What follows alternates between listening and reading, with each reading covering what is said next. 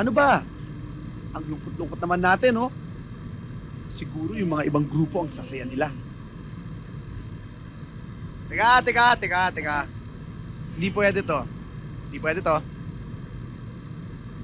Huwag nyo nang isipin ang sinasabi nila.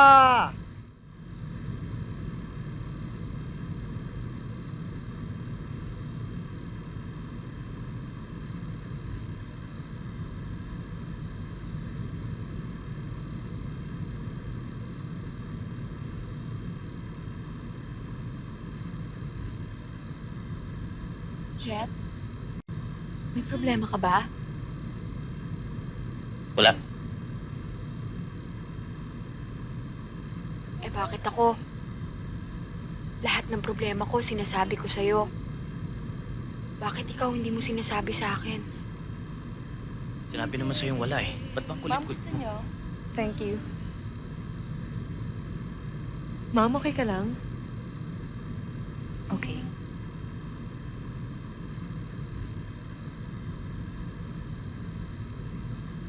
Ano ba? Ang lungkot-lungkot naman natin, oh. Siguro yung mga ibang grupo ang sasaya nila. Teka. Hindi pwede to. Hindi pwede to. Huwag nyo nang isipin ang sinasabi nila. Mabuti naman at dito nyo naisipang mamasyal. If there's anything you need, huwag kayong mahiyang magpasabi. Hindi ba kayo sasabay sa sasakyan? Aalis ba kayo? Di ba na ma'am, maglalakad na lang ho kami. Mas masarap huminga ng sariwang hangin, eh. Di ba, guys? Di ba? Siyempre. Nice meeting you. We'll be Okay. going ahead. Okay. Mauna na po kami. Thank you. Bye, Mom. Bye. Bye, Dad. Take care. Bye. Sige. Sige. Bessie, ang ganda-ganda pala ng mommy mo. Pati yung Bossing! daddy mo, gwapo-gwapo. Siyempre. Di ba?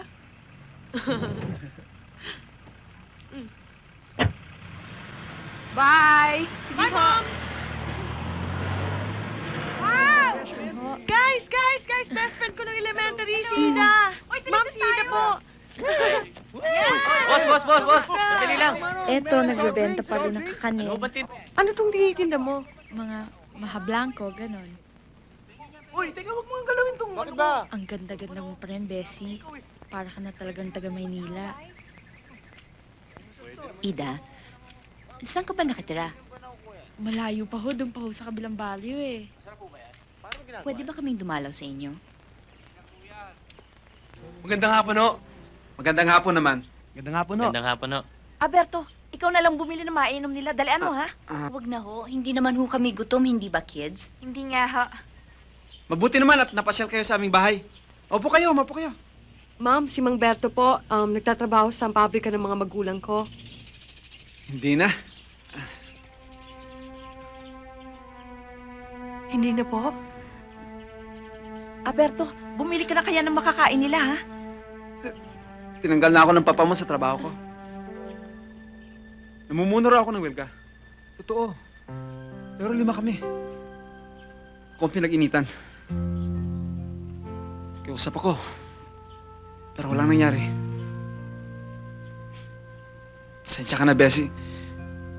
Hindi ko makalimutan dito sa dibdib ko. Hindi ko mapigilan. Berto, wag na lang natin pag-usapan yan. Nahihiya ako sa mga bisita natin eh. Nung pinalayas ako ng foreman, pati locker at bag ko in-inspeksyon. Baka daw may nakawin ako sa pag-alis ko. Utang na nila. Tay, pasensya ka na, Bessie, ha? Marta, pabayaan mo ako. Bessie, pakiusapan mo naman ng papa mo na ibalik ako sa trabaho. Kailangan kong trabaho yun. Wala na akong alam na trabaho. Gusto kong makatapos ng pag-aaral si Ida.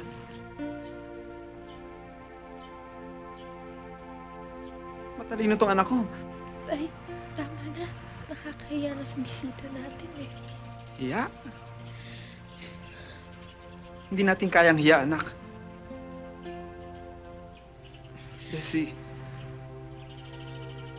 naging best friend mong anak ko noon. Tulong mo na lang sa kanya. Kakausapin ko po ang papa. Salamat. Tutuloy na ho kami. Sige ho, aalis na ho Aalis kami. na ho kami.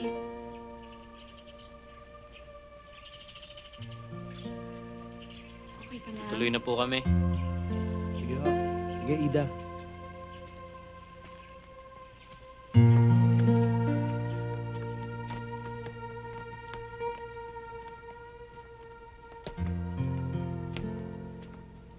Anong pakialam ko kung hindi siya nakapag-aral? Dahil ho tinanggal yung sa trabaho ang ama ni Ida. Naghihirap sila. Kilala ko ho si Mang Berto, hindi ho siya masamang tao. Nag-imbestiga ka ba? Inalam mo ba kung ano ginawa niya sa pabrika? Iha naman kasi, bakit ka nakikisabak sa mga bagay na yan eh? Hindi mo naman problema. Naawa kay Ida eh. Naaawa ka kina Ida. Eh sa amin ng dad mo, hindi ka naaawa. Kung kinakailangan mo ng tulong, sabihin mo lang. Bibigyan ka namin ng pera. Hindi yun may ibalik niyo lang sa trabaho ang ama ni Ida. Hindi ko magagawa yon. Problema namin to. Huwag mo na akong pakialaman. Ang pag-aaral mo, asikasuhin mo. Ayun na nga, Dad eh. Part ng subject namin na pag-aralan kung bakit may mga taong nawawalan ng trabaho at saka kung bakit nagkakaroon ng strike. Ang husay mo na sumagot ngayon, ah.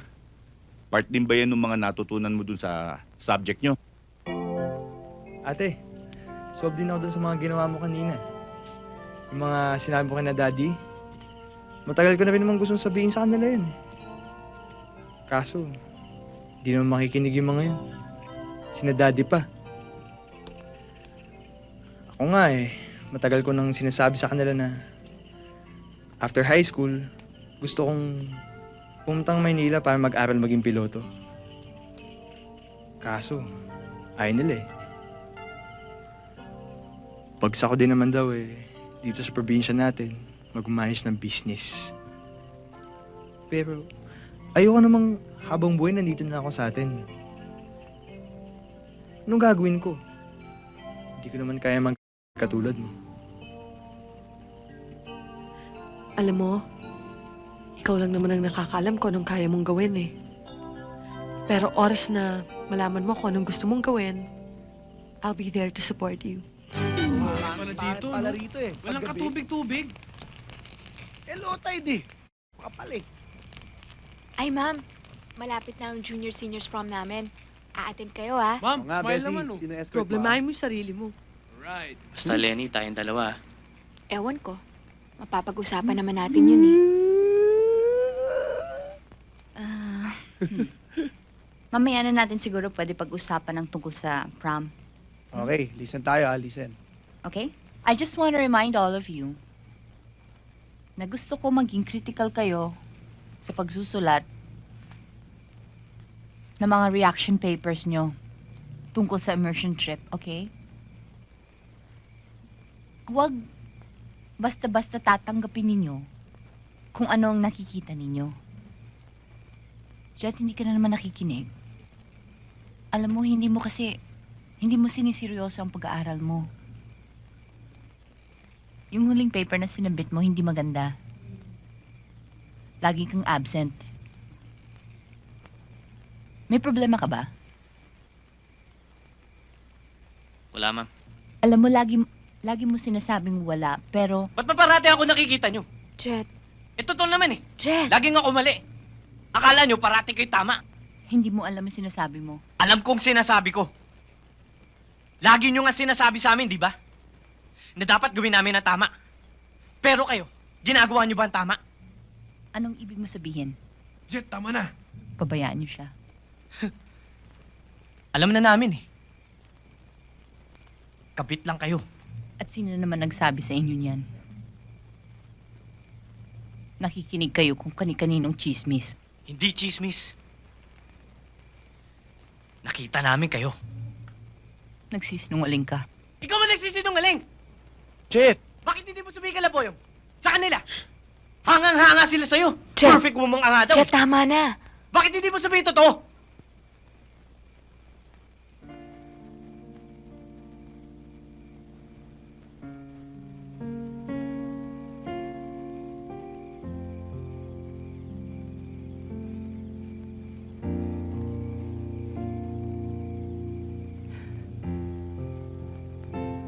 Totoong kabit lang ako.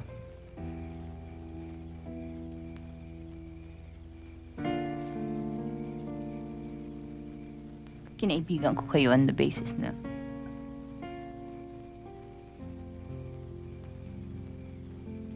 magkukwento kayo ng mga problema ninyo.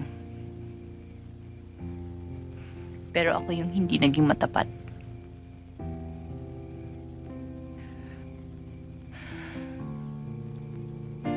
Nagkaroon ako ng boyfriend nun. Si Tom.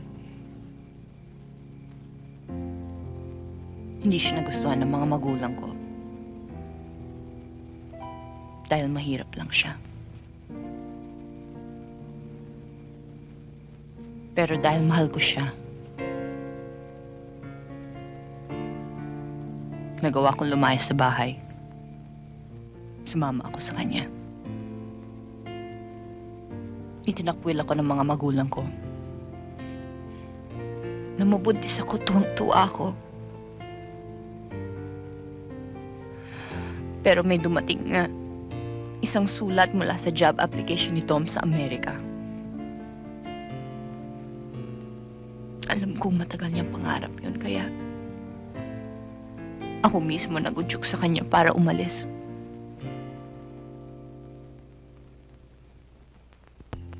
Pagkalipas ng ilang buwan, tumigil na mga sulat ni Tom. Isinilang ko mag-isa ang anak ko. Kahit wala akong makain, hindi pa rin ako lumapit sa mga magulang ko. Pinanindigan ko ang pride ko. Hanggang sa matanggap ko yung sulat ni Tom. Napikot raw siya ng isang Pilipina sa Amerika. Malungkot daw kasi doon, kaya tukso na rin siya. Sinumpa ko si Tom. Sinumpa ko pa rin ang mga magulang ko. Miski na nagkasakit ang anak ko, hindi ko pa rin nagawa. Hindi ko pa rin nagawang lumapit sa kanila. Yun ang naging kasalanan ko. Namatay ang baby ko sa sobrang pride ko. 2 taon ko pinagluksa ang baby ko. Ayaw kong patawarin ang sarili ko. Hanggang isang umaga, paggising ko, naisip kong baguhin ang lahat. Tinapos ko ang pag-aaral ko at nagturo ako. Ginawa kong crusade, makatulong sa buhay ng aking mga estudyante para maski pa paano mabawasan ang mga kasalanan ko. Hindi nagtagal. Bumalik sa Pilipinas si Tom at ang asawa niya. Nagkita uli kami. At bumalik ang lahat sa aming relasyon. Kumapit ulit ako sa kanya dahil hindi ko makakayang harapin ang pagkawala ng aking anak. Hanggang ngayon, hindi pa rin ako pinapatahimik ng mga panaginip ko. Lagi ko naririnig ang anak ko. Umiiyak. Wala naman ako magawa. Hindi ko matulungan.